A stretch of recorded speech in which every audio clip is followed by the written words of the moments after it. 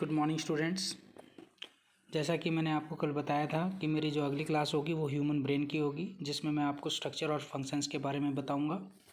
आप मेरी वीडियो को शुरू से लेकर लास्ट तक देखें, इसमें बहुत सारी इंपॉर्टेंट चीज़ें हैं जो आपके काम आएंगी। चलिए अब हम शुरुआत करते हैं नर्वस सिस्टम की।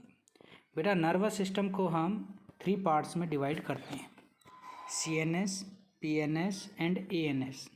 CNS की फुल फॉर्म क्या होती है बेटा? Central nervous system. PNS की पेरिफेरल नर्वस सिस्टम।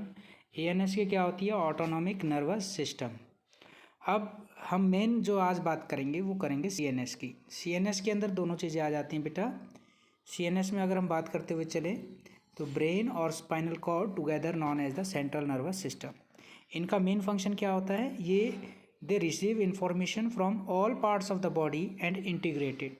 नॉर्मली ये हमारी बॉडी पार्ट से क्या करते हैं? इंफॉर्मेशन रिसीव करते हैं by the help of the nerves, और तुरंत इंटीग्रेट करने में भी क्या करते हैं? हेल्प करते हैं। मतलब रेस्पॉन्स देने में भी क्या करते हैं? ये काम करते हैं, दोनों के दोनों, ब्रेन भी और स्पाइनल कॉर्ड भी। चलिए मेन जो पार्ट है ब्रेन का आज हम वो डिस्कस करेंगे। कंप्लीट मैं आपको समझाने जा रहा हूँ ब्रेन के बारे में। ब्रेन क्या है? It is a highest coordinating centre in the body. सबसे हाईएस्ट इसको बताया गया है हमारी बॉडी के अंदर।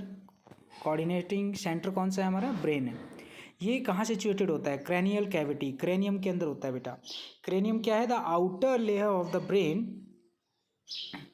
Is covered through a hard surface which is called cranium, and cranium is the part of the skull. ये हमें मैकेनिकल इंजरी से क्या करता है? बचाने का काम करता है। ब्रेन एक प्रकार का सॉफ्ट ऑर्गन है, वाइट कलर का होता है बेटा। लगभग 1.2 से लेकर 1.4 kg इसका वेट होता है। अगर मैं बात करता हुआ चलूँ फीमेल्स में तो लगभग 1.2 kg, और मेल्स के अंदर 1.4 kg के समथिंग होता है। सेंट्रल नर्वस सिस्टम की अगर हम बात करते हैं वेट के अकॉर्डिंग, तो जो वेट है 98% जो वेट है वो ब्रेन कवर करता है, और केवल 2% वेट ही कौन कवर करता है? Spinal cord. Brain is surrounded by 3 membranes called meninges। अब मैं आपको बताता हुआ चलूँ कि ब्रेन को भी 3 मेम्ब्रेन्स क्या करती हैं? प्रोटेक्ट करती हैं, चारों तरफ होती है, जिनको हम बोलते हैं meninges, जो मैकेनिकल शॉक से क्या करती हैं? प्रोटेक्ट करती हैं। तो इसका मतलब क्या है कि ब्रेन में 2 पार्ट हो गए। एक तो कौन सा पार्ट हो गया? एक सबसे पहले आ गया हमारा क्रेनियम, स्कल पार्ट, जो प्रोटेक्ट करता है मैकेनिकल शॉक से, और दूसरा करता है कौन सा? मेनिनजेस, जिसकी 3 मेम्ब्रेन लेयर होती हैं। ये भी मैकेनिकल शॉक से हमें क्या करता है? प्रोटेक्ट करता है। तीसरा आता है बेटा सेरिब्रोस्पाइनल फ्लूइड। सेरिब्रोस्पाइनल फ्लूइड भी क्या करता है? मैकेनिकल इंजरी से बचाने का काम करता है। चलिए स्टूडेंट्स, अब है डायग्राम ऑफ ह्यूमन ब्रेन। ये ह्यूमन ब्रेन का डायग्राम मैंने बनाया है, आप इसको अच्छे तरीके से देख सकते हैं कि किस प्रकार से आपको ड्रॉ करना है। बहुत इजी वे में आपको मैंने सिखाया है। मेरी आप वीडियो देख सकते हैं, उसमें मैंने स्टेप बाय स्टेप डायग्राम बनाकर दिखाया है, तो आप वो डायग्राम बना सकते हैं। तो इसमें अगर हम बात करते हैं डायग्राम की, तो डायग्राम में 3 पार्ट्स आपको मेनली पढ़ने पड़ेंगे, फोर ब्रेन, मिड ब्रेन और हाइंड ब्रेन। फोर ब्रेन के अंदर पार्ट्स आते हैं सेरिब्रम, पिट्यूटरी ग्लैंड और हाइपोथैलेमस। सेरिब्रम की अगर हम बात करते हुए चलें तो ये हमारी बॉडी के अंदर वॉलेंट्री एक्शंस को क्या करता है बेटा? कंट्रोल करता है। वॉलेंट्री एक्शंस से जैसे कि टच, स्मेल, टेम्परेचर, साइट, ये सभी के सभी कंट्रोल हो सकती हैं, और वो भी सेरिब्रम के माध्यम से। और ये स्टोर भी करता है रीजनिंग, मैथ, आइडियाज़, बहुत सारे आइडियाज़ होते हैं, मैथ के न्यूमेरिकल प्रॉब्लम्स होती हैं, रीजनिंग होते हैं, ये सेरिब्रम क्या करता है? इनको स्टोर करता भी है। नेक्स्ट है हमारा बेटा पिट्यूटरी ग्लैंड। हम फोर ब्रेन की बात करें तो पिट्यूटरी ग्लैंड भी आएगा। ये क्या रिलीज करते हैं? ये रिलीज करते हैं ग्रोथ हार्मोन, जिसकी सहायता से क्या होता है? हमारी मसल्स और बोन्स क्या होती हैं? इलोंगेट होती है। इलोंगेट मतलब साइज में क्या हो जाती हैं? बड़ी हो जाती हैं। इनको मास्टर ग्लैंड के नाम से भी जाना जाता है, क्योंकि ये कंट्रोल करते हैं सभी एंडोक्राइन ग्लैंड्स के पर्टिकुलर फंक्शंस को। मैं आपको एंडोक्राइन ग्लैंड्स के बारे में बताता हुआ चलूँ। यहाँ पे मैंने कुछ एंडोक्राइन ग्लैंड्स बता रखे हैं, pineal gland, adrenal gland, pancreas, testis, ovary, thymus और थायराइड।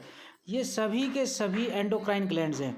ये पर्टिकुलर हार्मोन्स क्या करते हैं? सिक्रीट करते हैं, और इनको रेगुलेट करने का काम होता है किसका? पिट्यूटरी ग्लैंड का, तो इसलिए इसको क्या कहा जाता है, मास्टर ग्लैंड के नाम से जाना जाता है। तो गाइस आगे बढ़ते हैं हम। तीसरा जो पार्ट है फोर ब्रेन का वो है हाइपोथैलेमस। हाइपोथैलेमस क्या करता है कि ये ग्रोथ हार्मोन को इनहिबिट करने का काम करता है, मतलब रोकने का काम करता है। क्योंकि अगर ये नहीं रोकेगा तो क्या होगा, पिट्यूटरी ग्लैंड ज़्यादा मात्रा में ग्रोथ हार्मोन रिलीज कर देगा। ग्रोथ हार्मोन अगर ज़्यादा रिलीज होता है तो पर्सन गिगेंटिज्म हो जाएगा, इट मीन्स पर्सन की हाइट बढ़ जाएगी। अगर लेस अमाउंट में अगर मान लीजिए ग्रोथ हार्मोन रिलीज होता है तो पर्सन क्या हो जाएगा बेटा, ड्वार्फ, मतलब छोटा रह जाएगा। तो इसका मेन फंक्शन क्या हो गया, it control the rate of the growth hormone released by pituitary gland. तो ये क्या करता है, रेट ऑफ ग्रोथ हार्मोन को कंट्रोल करता है कि कंट्रोल फॉर्म में क्या हो, ये रिलीज हो, ताकि जो पर्सन है वो ना छोटा रहे और ना ही बड़ा हो। तो आपको ये समझ में आ गया होगा बच्चों। अब हम चलते हैं मिड ब्रेन की तरफ। तो नेक्स्ट जो हमारा जो पार्ट है वो है मिड ब्रेन। तो it serves motor movement, particular movements of the I and in auditory and visual processing. अगर मैं बात करता हुआ चलूँ मिड ब्रेन की, तो ये मोटर मूवमेंट करने में हेल्प करते हैं, पर्टिकुलर मूवमेंट देखते हैं हम अपनी आँखों के अंदर, और जो हम देख पाते हैं, कानों से सुन पाते हैं, ये सब कंट्रोल कौन कर रहा है, हमारा मिड ब्रेन कर रहा है। इसको जंक्शन पॉइंट भी कहा जाता है, फोर ब्रेन और हाइंड ब्रेन को जोड़ने का भी काम करता है। तो ये दोनों फंक्शंस आपको इजीली अच्छे तरीके से याद करने हैं। तो चलिए गाइस, लास्ट जो हमारा टॉपिक है ब्रेन में वो है हाइंड ब्रेन का। जो हाइंड ब्रेन है उसमें पोन्स, मेडुला और सेरिबेलम आपको पढ़ने को मिलेंगे। मैं आपको बताता हुआ चलूँ यहाँ पर कि जो फंक्शंस हैं पोन्स के वो क्या क्या हैं। पहला फंक्शंस आपको बता देता हूँ कि इट कंट्रोल रेस्पिरेशन प्रोसेस। जो रेस्पिरेटरी जो प्रोसेस हमारी बॉडी के अंदर होता है उसको कंट्रोल करने का काम होता है पोन्स का। और ये कंट्रोल करता है swallowing, hearing, bladder control, taste, eye movement, facial expression और हमारे पॉस्चर को भी मेंटेन करने का काम करता है। तो होपफुली गाइस ये आपको समझ में आ गया होगा कि इनका पर्टिकुलर फंक्शन क्या है। फंक्शंस ऑफ पोन्स मैंने क्या कहा, एक तो ये रेस्पिरेशन रेट को कंट्रोल करने का काम करता है, और दूसरा जो भी हम खाना खाते हैं, सुनते हैं, गॉल ब्लैडर के द्वारा जो बाइल जूस रिलीज होता है, taste, eye movement, facial expression और हमारा जो पोस्चर है उसको भी कंट्रोल फॉर्म में मेंटेन करने में क्या करते हैं, हेल्प करते हैं। चलिए गाइस, नेक्स्ट है हमारा फंक्शंस ऑफ मेडुला। मेडुला बहुत ही इंपॉर्टेंट, मैं आपको बता रहा हूँ कि ये इनवॉलेंट्री एक्शंस को क्या करते हैं बेटा, कंट्रोल करते हैं। इनवॉलेंट्री एक्शंस जैसे कि breathing, heart rate, blood vessels, digestion, sneezing, swallowing, ये सभी के सभी इनवॉलेंट्री एक्शंस हैं जिनको कंट्रोल करने का काम किसका होता है बेटा, मेडुला का। इसमें जो थर्ड जो पार्ट है मैं आपको बताता हुआ चलूँ, सेंसरी नर्व्स, मोटर नर्व्स, जो ब्रेन जो फोर ब्रेन से आ रही हैं, ठीक है, वो मिड ब्रेन के अंदर से क्या करती है, ट्रैवल करती हुई मेडुला के अंदर पहुंचती हैं और मेडुला से फिर पूरी बॉडी के अंदर ट्रांसपोर्ट हो जाती हैं। तो मतलब जो भी पर्टिकुलर जो फंक्शंस होगा तो जो नर्व्स जो ट्रैवल करेंगी वो sensory nerves, motor nerves fore brain से मिड ब्रेन की तरफ ट्रैवल करेंगी और फिर मेडुला की तरफ पहुँचेंगी। तो मैं आपको बताऊँ, sensory and motor nerves from the fore brain and mid brain travel through the medulla. Next function है बेटा, लास्ट जो फंक्शंस मैं आपको बताने जा रहा हूँ अपने इस टॉपिक के अंदर, वो क्या है, फंक्शन ऑफ सेरिबेलम। इसकी सहायता से क्या होता है, हमारी बॉडी बैलेंस रहती है, मोटोरिक एक्टिविटीज़ मतलब मूवमेंट जो हम करते हैं वो अच्छे तरीके से हो पाती हैं, जैसे कि वॉकिंग, स्टैंडिंग और वॉलंटरी मूवमेंट्स को भी क्या करते हैं, कंट्रोल एंड कोऑर्डिनेट करते हैं। इनकी सहायता से मस्कुलर एक्टिविटी और स्पीच भी क्या होती है बेटा, कंट्रोल होती है।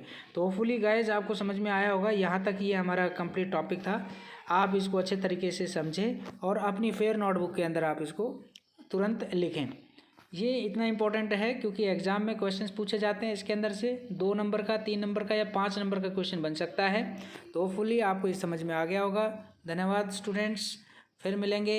लेकिन जाते जाते एक बार ज़रूर बताऊंगा, जिन्होंने मेरा चैनल सब्सक्राइब नहीं किया है वो मेरा चैनल सब्सक्राइब करें और बेल आइकन को भी दबाएं ताकि लेटेस्ट नोटिफिकेशंस आप मेरी यूट्यूब चैनल से प्राप्त करते रहें। धन्यवाद दोस्तों, बाय, फिर मिलेंगे आपसे।